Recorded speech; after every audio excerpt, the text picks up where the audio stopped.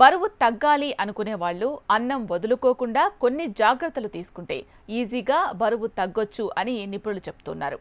నిజానికి అన్నం తింటేనే బరువు పెరుగుతారు అని చెప్పలేం. అది అన్నం తినే పద్ధతి వాళ్ళ శరీరాన్ని బట్టి కూడా మారుతూ ఉంటుంది. అందుకే అందరూ అన్నం తింటే బరువు పెరుగుతారు అని చెప్పలేం. మన వాతావరణానికి మన శరీరాలకు అన్నమే సూట్ అవుతుంది. కాబట్టి రోజుకు 2 సార్లు అన్నం తినడంలో ఎలాంటి తప్పు లేదు. అయితే అన్నంలో ఉండే కార్బోహైడ్రేట్స్ కొందరి శరీరంలో ఫ్యాట్ లాగా పెరిగిపోతుంది.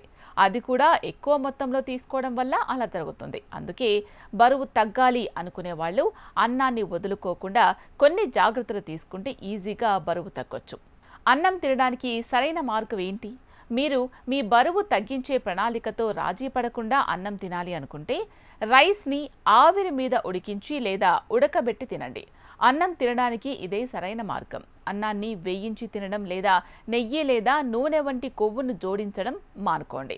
పోర్షన్ కంట్రోల్పై కూడా శ్రద్ధ పెట్టాలి. అంటే ఎక్కువ కాకుండా మితంగా తినాలి. దీంతో పాటు అన్నం తినడానికి సరైన సమయాన్ని కూడా ఎంచుకోవాలి.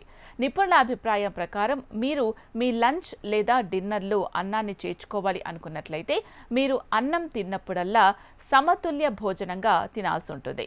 మీ ప్లేట్లో సగ భాగం అన్నం, ఒక భాగం పప్పు, ఒక భాగం కూరగాయలు ఉండేలా చూసుకోవాలి. మీకు కిచిడి రూపంలో మీ ఆహారంలో బియ్యాన్ని చేర్చుకోవచ్చు. ఇది కూరగాయలు, ధాన్యాల మిశ్రమాన్ని కలిగి ఉంటుంది. ఇది పూర్తి ప్రోటీన్. ఇది బరువు తగ్గడంలో కూడా మీకు ఎంతగానో సహాయపడుతుంది.